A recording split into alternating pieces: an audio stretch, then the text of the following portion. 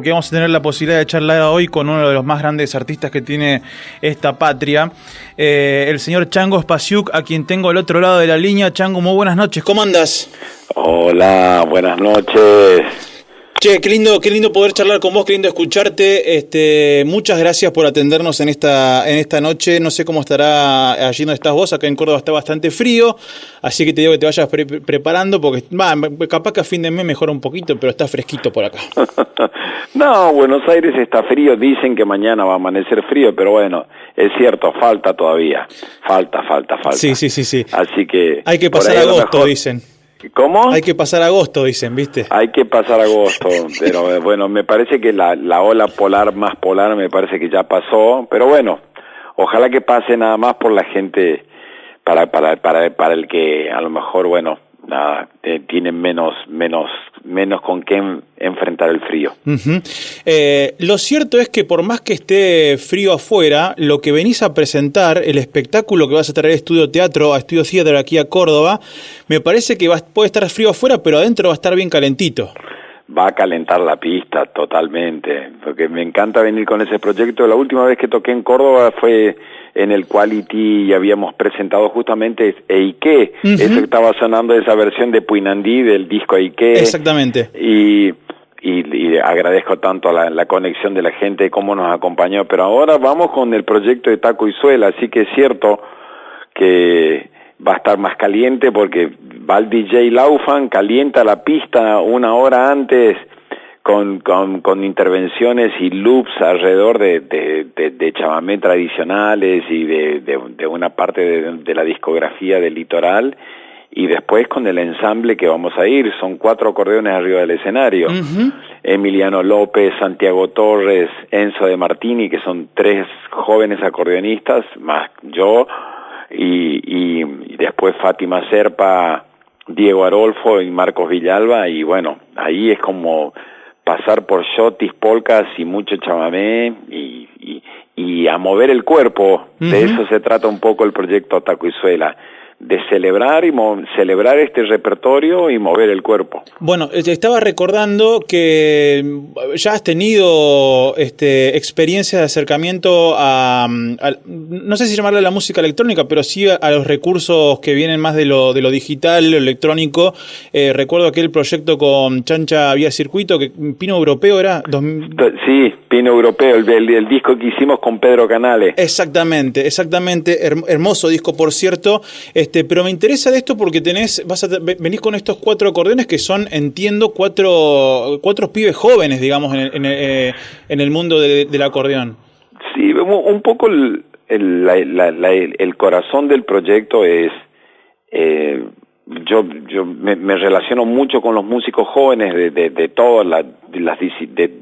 todo tipo de disciplina y de estilos de música, pero hablando con los acordeonistas jóvenes, esto de un proyecto, un espacio para compartir, para enseñar, para aprender, para intercambiar ideas, para darnos fuerzas, y lo que me pasaba con los jóvenes, que veía que con el repertorio que aprendieron a tocar el acordeón es exactamente el mismo repertorio con el cual aprendí a tocar el acordeón yo, con casi 40 años de diferencia. Uh-huh. Entonces digo, Qué bello es el repertorio, que cuando yo tenía 10 años aprendí a tocar el acordeón con este repertorio, y casi 40 años después me encuentro con una generación de músicos jóvenes que han aprendido a tocar el acordeón con el mismo repertorio. Uh-huh. Entonces, en vez de decirle, bueno, aprendan a tocar esto, Puinandí, Mi Pueblo, Mi Casa, La Soledad, Tristeza, no sé, Mis Canciones, El Camino, o Chamamé Crudo, o uh-huh. Todo eso, digo, ¿por qué no nos encontramos y en ese repertorio que trasciende a nuestras infancias y que todavía esa música está viva y vigente, y hagamos un proyecto en el cual celebrar esa música tocando juntos? Y eso es un poco el espíritu de Taco y Suela, y además, bueno, es una generación de nuevos acordeonistas súper talentosos, con mucho entusiasmo, y a mí me gusta compartir espacio con ellos. Y otra particularidad que tienen es que el acordeón que van a tocar, obvio que cada uno toca diferentes tipos de acordeones, pero esas 3 acordeones que me rodean a mí son acordeones verduleras, son las diatónicas, son las acordeones que viajaron con la inmigración, claro, y que vinieron a fines del 1800, principios del 1900, y es la primer tipo de acordeón que llegó a América, por decirlo de alguna manera, y esas composiciones, la mayoría están hechas en ese tipo de acordeón. Entonces, es muy lindo escuchar ese repertorio tocado en ese tipo de acordeón, que son las acordeones verduleras, las famosas diatónicas de 2 hileras y 8 bajos en la mano izquierda, y que interactúan con el acordeón que toco yo, que es un acordeón un poco más grande, un acordeón a piano más grande, y esa combinación tímbrica es muy linda y muy bonita. Vos sabés que, bueno, aquí en Córdoba hay muchos acordeonistas también. El cuarteto tiene al acordeón como uno de sus instrumentos principales. Bueno, hay también un acordeonista, el Juan Sanz, que hace el Festival del Acordeón aquí en Córdoba y labura mucho con eso. Y siempre charlamos de esta cuestión que recién hablabas vos, ¿no? De cómo el acordeón, ese instrumento que viajó de Europa. Cuando recién lo decías, me hizo acordar una canción. Jorge Drexler tiene una canción que se llama Memoria del Cuero, en donde relata cómo vinieron los instrumentos percusivos desde el África, digamos, y entraron al Uruguay, y bueno, transformaron el Uruguay en el mundo del candombe gracias a los tambores africanos. Y qué bárbaro cómo este instrumento que viene de Europa se transformó en un elemento muy particular de las músicas populares en Argentina. Digo, pienso en el chamamé y toda la música que tiene que ver con el litoral. Aquí en Córdoba el cuarteto también es una expresión de eso. Y toda América, sí, empezás a viajar para arriba, México, los corridos. En México la música norteña, y en el sur de Estados Unidos el Tex-Mex, y en Colombia el vallenato, y en el norte de Brasil el forró, o sea, el acordeón es, creo que o la música Cajun, en la zona de Luisiana de Estados Unidos, o sea, para donde vayas, creo que el acordeón, después del violín y de la guitarra, son unos instrumentos más claves en el desarrollo de muchas músicas populares en el mundo, y por supuesto en la Argentina, en donde, obvio que en la tradición del chamamé es posiblemente en donde más se toca el acordeón, pero es cierto también lo del cuarteto, en donde se toca mucho el acordeón a piano, porque el cuarteto está muy asociado a estas músicas como la tarantela, como el pasodoble, como el foxtrot, la polka, y están muy asociadas a las famosas orquestas típicas, y en ese tipo de orquestas se tocaban mucho las acordeones a piano, que es el tipo de acordeón que toco yo, y en donde Córdoba tiene, más allá del cuarteto, tiene un exponente del acordeón que es Hildo Patriarca. Y exactamente.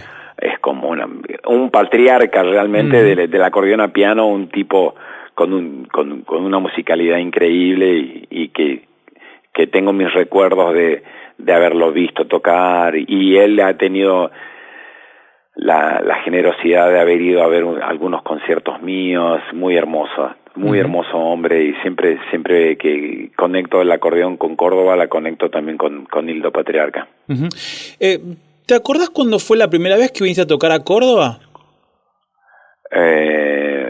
Wow, qué buena pregunta. Yo, uno de mis recuerdos es posiblemente la fiesta de la vendimia en Colonia Carolla. Ah, mira. Puede ser una de esas, que a partir de unos amigos en común con Salta y con algún tipo de agrupaciones gauchas de Misiones conectadas con las de Salta, y esta gente de Salta conectada con gente de Jesús María y Colonia Carolla, no sé cómo terminé tocando alrededor del año tal vez 86, por ahí, 87, o 87, por ahí más o menos, y terminé tocando en Colonia Carolla en una fiesta de la vendimia, en donde se cortaba la calle en el medio de la avenida. Wow. Y habré tocado después del almuerzo, y tengo esa imagen, y de hecho en algún lugar tengo alguna fotografía de ese concierto en la Colonia. Y tal vez un par de años después terminé tocando en Jesús María. Uh-huh. ¿Tocaste primero en Jesús María antes que Cosquín? Toqué primero en Jesús María antes que Cosquín. Uh-huh. Porque ustedes, no sé si se acuerdan, pero en el año 89 los Chalchaleros me invitaron a tocar a Cosquín. Pero antes de tocar en Cosquín, los Chalchaleros habían tocado en Jesús María. Claro. Y en Jesús María, Juan Carlos Saravia también me invitó a tocar. Entonces, yo creo que me subí al escenario de Jesús María ese mismo año y después me subí al escenario de Cosquín. Vos sabés que hace unos 2 o 3 años, ya no recuerdo, la radio cumplió 65 años acá en Córdoba. Radio Nacional tiene 80 y pico ya, pero aquí en Córdoba 65. Y con unos compañeros estuvimos haciendo un trabajo de rescate, de intentar rescatar. Bueno, vos sabrás que mucho de la historia se ha ido perdiendo porque la idea del archivo en la Argentina en general siempre ha sido muy débil, o porque se grababa arriba, o porque vino la dictadura, o lo que fuera. Entonces es muy difícil encontrar material de archivo, pero nos trajeron unas cajas que venían desde donde tenemos la planta transmisora con cosas que encontraron los compañeros que laburan allá en la planta transmisora en Toledo, a quienes les mando saludos. Y en una de las cajas encontramos una bolsa que adentro tenía un montón de papeles, y entre todos los papeles que tenía un montón de flyers promocionales de un disco tuyo de comienzo de los 90, de haber sido, por la fecha, un chango muy joven, y había un montón. Se ve que en aquella época, porque debe haber sido en la época en que Marvi fue director de Radio Nacional, mandaban un montón de música folclórica, pero me llamó la atención porque eran un montón eran como especies de programitas que acompañaban el lanzamiento de aquel disco. Así que si han quedado por aquí, porque bueno, con los últimos cambios no sé qué ha quedado y qué no, la próxima vez que vengas por Córdoba voy a ver si los rescato y los encuentro, así te entrego alguno. Sí, igual no, más allá de lo generoso que ha sido Julio Marvis conmigo, uh-huh, mucho antes de su gestión con Radio Nacional, uh-huh, porque, o sea, nobleza obliga que yo tengo que reconocer que yo lo conocí a él en el año 88, claro, en la fiesta de la yerba mate en Apóstoles Misiones, uh-huh, y en una época que se hacía en invierno la fiesta de la yerba mate, y cuando yo terminé de tocar en la fiesta de la yerba mate, que él estaba como contratado como un locutor y como un maestro de ceremonias, me dijo, bueno, pibe, cuando esté en Buenos Aires, véngame a ver a Radio Belgrano. Uh-huh. Y yo fui a Radio Belgrano y lo llamé, y él me recibió y me dio una entrevista en Radio Belgrano, y después me dio una entrevista en el programa de Argentinísima que hacía en el viejo Canal 11. Entonces, pero supongo que esas gacetillas de los discos están asociadas en una época en donde el sello Música y Marketing, en donde yo había grabado mis primeros discos, tenía su difusor en Córdoba. Uh-huh. Puede ser. Y ahí además, bueno, era como una pequeña promesa ahí al cual apostaron, inyectaron en esos primeros discos en donde era muy tradicional y en donde era el hijo que toda madre quería tener, ¿no? Muy defensor de las tradiciones, pero bueno, después me fui volviendo cada vez un paria, o cada vez que sacaba un disco nuevo con un sonido diferente, ya cada vez se iba poniendo más rancia la cosa, uh-huh, y más esquivo el circuito y todo el espacio, pero posiblemente esas gacetillas están relacionadas con mi primero o con mi segundo disco, porque después ya a partir de Bailemos y ya la cosa se empezó a complicar. Ya se empezó a complicar, sí. Estaba pensando en estas dicotomías que han existido siempre en la música popular, sobre los tradicionalismos y el correrse un poco de las tradiciones. Digo, ahora que venís con este espectáculo que tiene por un lado un DJ que va a calentar la pista y después retomar temas del cancionero más tradicional. Bueno, vos siempre has sido un tipo de correr el límite, para bien, digo, también para laburar sobre el género. No sé, pienso en cuando Bob Dylan se electrificó, le quisieron cortar el cable de guitarra, ¿viste? Bueno, un poco eso también tiene que ver con lo que pasó quizás en aquellos 90 cuando empezaste a correrte un poquito del deber ser del chamamecero, ¿no? Sí, o también está en que en la prueba y error, obvio que cuando uno está llevando adelante un proyecto, uno está lo que está compartiendo es lo mejor que puede hacer en ese momento, pero eso no significa que todo el mundo te lo tenga que aguantar, en el sentido que si yo miro para atrás, obvio que me da una cierta ternura algunos sonidos, algunas maneras de hablar, es la manera de presentar mi música, pero había que pasar por ahí para estar aquí. Había que hacer algo con el cual uno dice, bueno, no está tan bueno, pero había que hacerlo en ese momento para después darse cuenta de que habría que intentar de nuevo e intentar de nuevo. Esto es como una apreciación que siempre la comparto con los músicos nuevos, como que están tan acostumbrados a una inmediatez y que en realidad imagínense, yo toco el acordeón desde que tengo 10 años, o sea, desde casi principio de los años 80. Claro. Y grabé mi primer disco en el año 89. Y podría decirte que desde el año 89 hasta el 2005 habrán pasado alrededor de casi 25 años. Y recién en el 2005, cuando yo hice mi disco Tarefero de mis pagos, sí, diría, me parece que estoy encontrando el sonido que me gusta. Mira. Entonces, y para eso hice mi primer disco, Contrastes, Bailemos Sí, La Ponzoña, Polca de mi Tierra, Chamamé Crudo, De Charmos Chamamé, o sea, una infinidad de proyectos y de giras y de ensambles y todo lo demás para recién poder decir, me gusta este sonido que está en este disco, y que después lo volví a potenciar en Puinandí y que después lo pude plasmar en vivo en Tierra Colorada en el Colón. Pero primero pasaron más de 20 años de prueba y error, de experimentar un sonido, otro y diferentes tipos de combinaciones, hasta medianamente de sentir que creo que es por acá.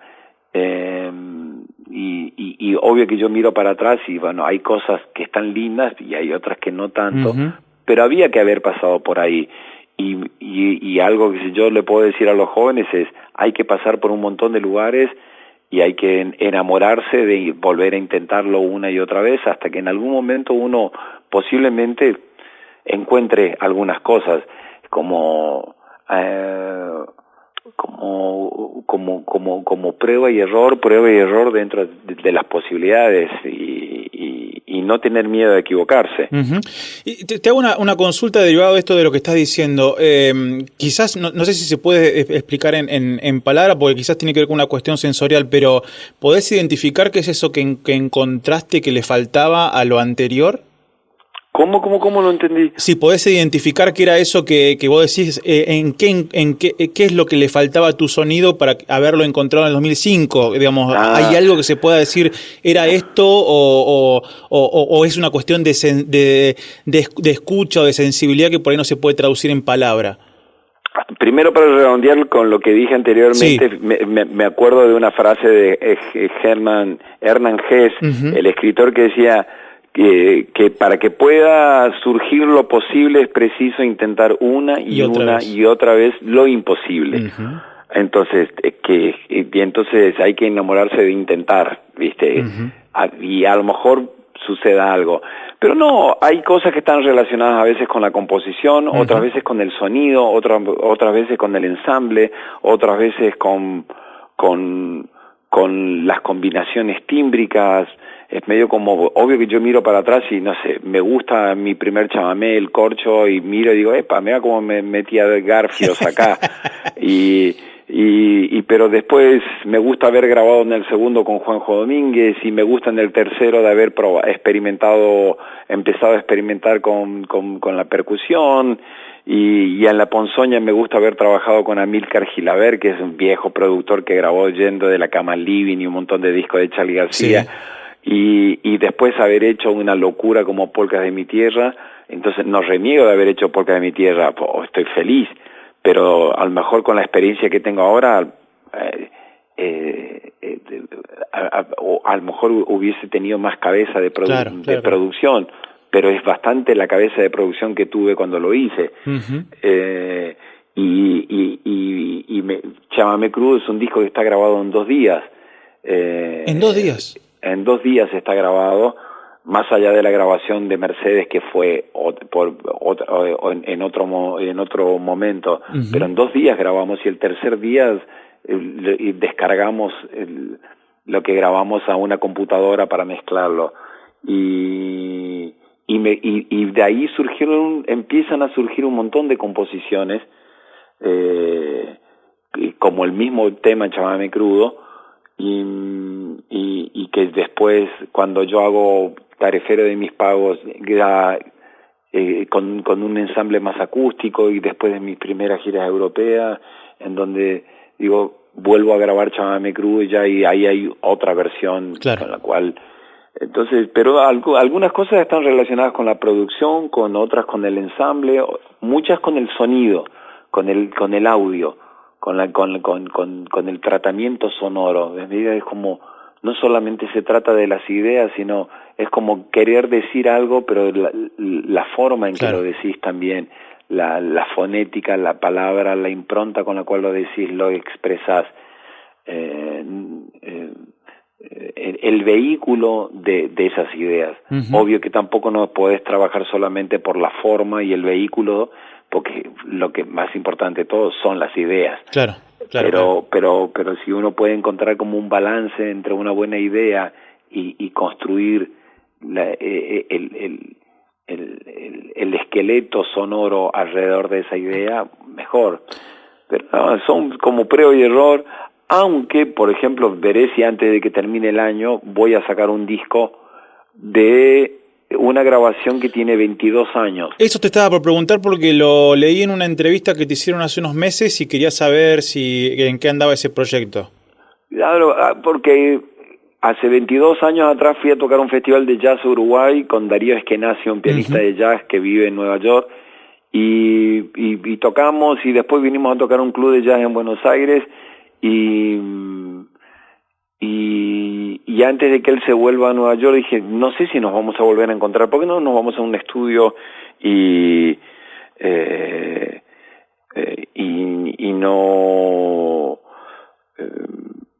no grabamos esto que se dio en nuestro encuentro? Y lo grabamos, y eso quedó ahí guardado. Y como 20 años después abrí la sesión de Pro Tools ahora y me encontré con esta grabación, y lo llamo a Darío Eskenazi y le digo, Darío, bueno, acabo de encontrar una grabación nuestra que tiene como 20 años, me parece que vale la pena compartirlo con la gente. Y bueno, el disco creo que se va a llamar, no sé, una tarde de febrero, o no, todavía no me acuerdo exactamente cómo lo vamos a llamar el disco, pero tengo ganas de compartirlo con la gente, porque ¿cómo se llama? Es como me gusta cómo tocaba el acordeón, y me llama mucho la atención cómo tocaba el acordeón en esa época, y es bastante diferente a cómo toco ahora. Era como mucho más virtuoso, mucho más nada, digo que está bueno. Entonces digo, ¿por qué no compartirlo con la gente? Bueno, y de ahí hay nada, es como decir, bueno, vayamos 20 años para atrás, que acá hay algo que vale la pena compartir con ustedes, y bueno, en eso estamos también. Bueno, le cuento a la gente que Darío Eskenazi, a quien acaba de nombrar el Chango, es un músico argentino que hace ya varios años vive en Nueva York, egresado de Berkeley, que tocó con Rubén Blades, con Paquito de Rivera, entre otros, y también ha hecho mucha música para películas, y es un maestro. Así que, mira, voy a estar esperando eso con oído atento. Sí, que no me acuerdo ahora estoy, bueno, a esta hora ya estoy bien. Sí, sabes que yo me levanto todos los días a las 6:30 de la mañana. Entonces hasta ahora ya estoy... Con la luz. Y duermo la siesta solamente en Misiones, pero acá no duermo la siesta. Así que...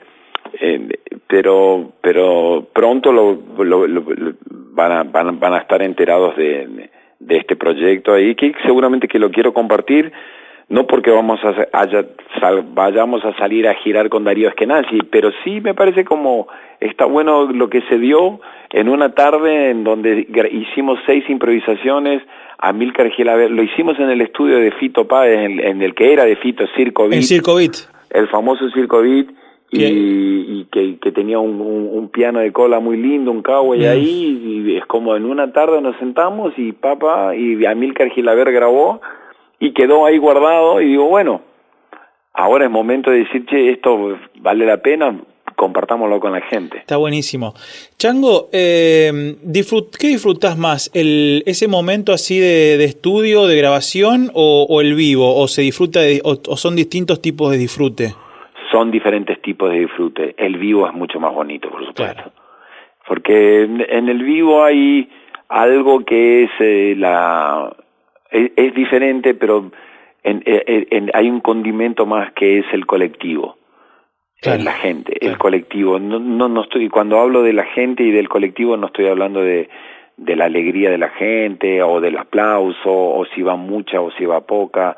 No tiene nada que ver con eso, sino que tiene que ver con la fuerza de la comunidad, la de estar todos juntos, conectados, y más en estos tiempos de tanta fragmentación, de tanta estupidez, de tanta violencia, de tanta idiotez, de tanta desconexión, que nos podamos encontrar en un espacio en común, rodeados por arte, y celebrar la diversidad de una música que se nutre con nuestra historia y que expresa este lugar en el mundo. Me parece algo muy necesario y muy poderoso. Y el estudio es diferente. El estudio es como la composición, es un lugar más, por lo menos para mí, más de neurosis, porque es como en el estudio vos ves los detalles con una lupa, y con esa lupa lo mirás 10 veces. Claro. Y en el vivo, fíjate que yo soy una persona bastante obsesiva en el estudio, y en el vivo me equivoco mucho y fallo mucho, y falla mucho todo lo que hay alrededor mío, pero para mí eso no pesa tanto como el estar conectado con ese colectivo, y con tratar de vivir la experiencia esa colectiva. Uh-huh. Entonces me quedo siempre con la experiencia de tocar con el otro que está enfrente, y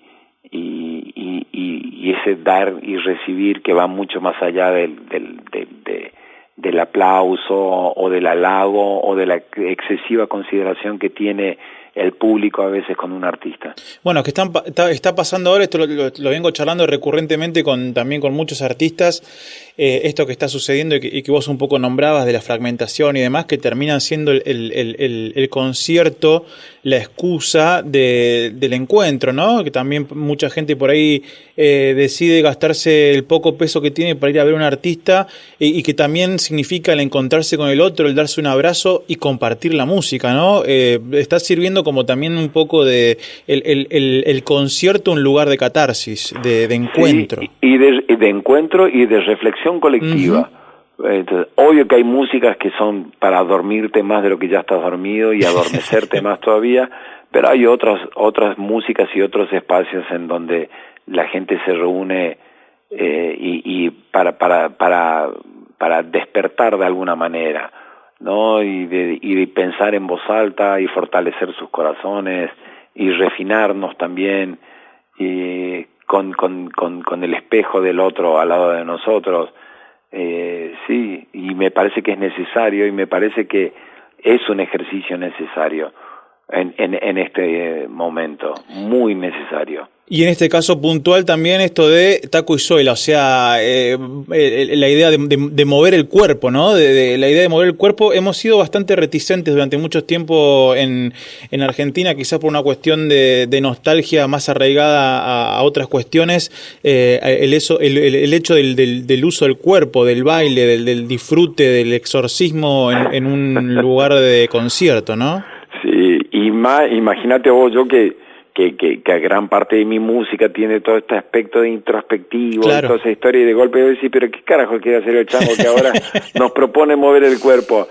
Bueno, pero nada, hay momentos y momentos, y no quiere decir que estoy dejando de hacer lo que hacía antes para hacer esto, sino que en realidad mi música ahora, no sé, antes de ir a Córdoba voy a hacer una enramada, y en la enramada me voy a poner a claro, leerle a la gente Borges y Cortázar, y después voy a ir a tocar taco y suela y celebraremos esa música que nos atraviesa el cuerpo, y después volveremos a hacer la tristeza y mi pueblo, mi casa, la soledad, y Puinandí y todo lo demás, y en realidad todo eso que yo voy haciendo simultáneamente es mi música, y es un poco una manera de caminar, pero me entusiasma mucho la idea esta porque un poco a veces la gente cree que, bueno, no sé bailar chamamé, ¿cómo voy a bailar chamamé? Y bueno, y acá es como, bueno, acá todo el mundo está invitado, todo vale, y el cuerpo se mueve como quiera. Y lo único que es legítimo, nada, es el amor y la conexión y el respeto y el estar ahí y compartir ese espacio, y por sobre todas las cosas darnos un poco de fuerza en este contexto global y regional, por supuesto. Te hago la última y te agradezco ya de antemano muchísimo por esta charla que hemos tenido, más aún sabiendo que te levantaste a las 5:30, a las 6:30 de la mañana. Me levanto porque tengo hijas chicas, bueno. y cuando estoy de gira, nada, estoy como, ¿cómo se llama? Fuera de la logística, claro. Y cuando vuelvo tengo que me bancan los trapos, ahora los trapos los tengo que bancar yo. Exactamente. Entonces nada, y la ciudad se pierde mucho tiempo en ir para la escuela, volver para la escuela, sos como una especie de remisero. Y no puedo dormir la siesta.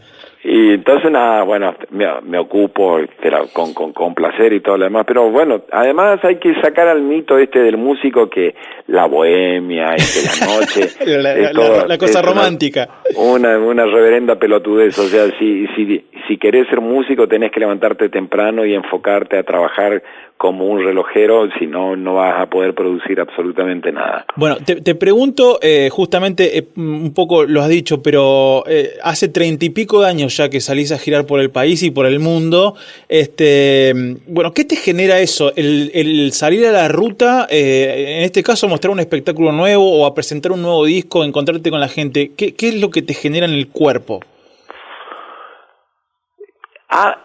Últimamente me cuesta salir de mi casa. Me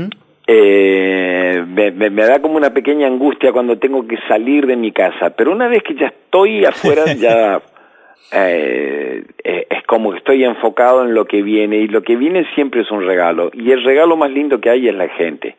No mostrar mi música, mostrar mi obra, no, el encuentro con inesperado con la gente, y además creo que también es necesario resignificar el lugar llamémosle artista, porque pareciera que ha quedado como cristalizado como una imagen de que el artista le da de comer a la gente algo que la gente necesita y que el artista posee. Y a mí me parece que esto es inexacto, esa mirada, porque en realidad el que más necesita es el que llamaríamos el artista, y solamente que el regalo sucede cuando uno se encuentra con el colectivo.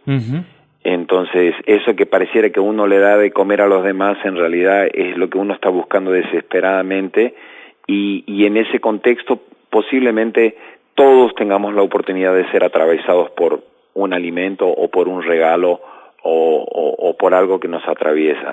Entonces uno dice, ¿y por qué seguís saliendo a la ruta? Porque en realidad cuando eso pasa, le da sentido a que hagas un disco, que compongas música y que trates de construir todo eso que construís, que te lleva a lo que decía Atahualpa Yupanqui, como a la sombra que el corazón ansía. ¿Viste? Cuando Atahualpa decía, no entiendo mi rodar por el mundo si no he de hallar la sombra que el corazón ansía, tal vez lo encuentre en algún acorde profundo como un llanto, tal vez. Bueno, pero una cosa es encontrarlo en un acorde profundo como un llanto adentro de un estudio, componiendo en tu casa, pero mucho más lindo si encontrarle ese acorde profundo como un llanto sucede en un espacio comunitario. Te voy a despedir ya, pero antes quiero decirte, Chango, muchas gracias. Y en todo caso, esta idea de que, bueno, es recíproco. Yo debo reconocer como comunicador que en este mar de sobreinformación y ahora que las plataformas nos hacen parecer como que está toda la música disponible y que hay como una democracia para escuchar y demás, también es cierto que se ha perdido la faz, vamos a decir, de formación sobre música, de información sobre la música, porque bueno, hoy parece que está todo ahí a la mano, pero está todo desordenado, y yo debo reconocer y también decirte que más allá del aprecio como artista, que sos genial, también la paciencia que tenés para charlar con la gente y también para enseñar sobre la música, sobre tu instrumento, que no es solamente enseñar cuestiones técnicas o musicales, sino también la pasión sobre eso, es algo que uno también te reconoce mucho en este mar de abundancia que tampoco es tanta y donde uno parece estar perdido ante la angustia y la ansiedad que nos genera la internet, las redes sociales y el mundo que estamos viviendo. Me parece que nada, te quería reconocer eso porque en tus ciclos en el que has hecho en la tele, pero también en cada uno de tus recitales, en cada una de tus entrevistas, uno se va siempre aprendiendo algo y eso me parece que es hermoso en un mundo donde faltan maestros copados. No, gracias.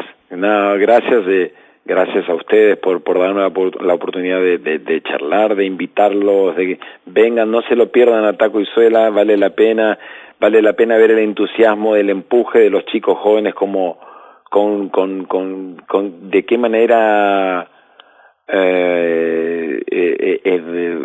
se expresan con cómo han estudiado sus instrumentos, y qué lindo es verlo tocar. Y nada, está muy bueno el proyecto y gracias a ustedes por llamarme. Nada, lamento no poder ir a Córdoba a hacer algún tipo de rueda de prensa antes de la gira, pero vénganse al estudio de teatro. Es la primera vez que voy a tocar en ese espacio, así que creo que va a estar muy bueno. Y sí es cierto, también quiero aprovechar para saludar a todos los trabajadores de la radio pública, de la gente de Radio Nacional y del contexto de ajuste en donde cada vez se tienen menos espacios y menos herramientas con las cuales hacer su trabajo, y yo, no solamente como artista, que en algún momento la radio pública me ha pasado, sino también como un oyente de que busca la radio pública, porque siento que ahí se expresa toda una diversidad de contenido que no la encuentro en otro tipo de espacios. Entonces hace de que tenga una eterna conexión y respeto por los trabajadores de la Radio Nacional en este caso. Así que les mando un abrazo enorme, mucha fuerza, y que cada uno desde donde estamos, me parece que estamos en una época en donde el poder, como dice una amiga mía, el poder corrompe absolutamente todo, el poder absoluto corrompe absolutamente todo, los medios de comunicación son cada vez más desconfiables por lo que nos dan, y las redes sociales nos vuelven cada día más imbéciles, más idiotas, y fomentan la violencia. ¿Qué nos queda?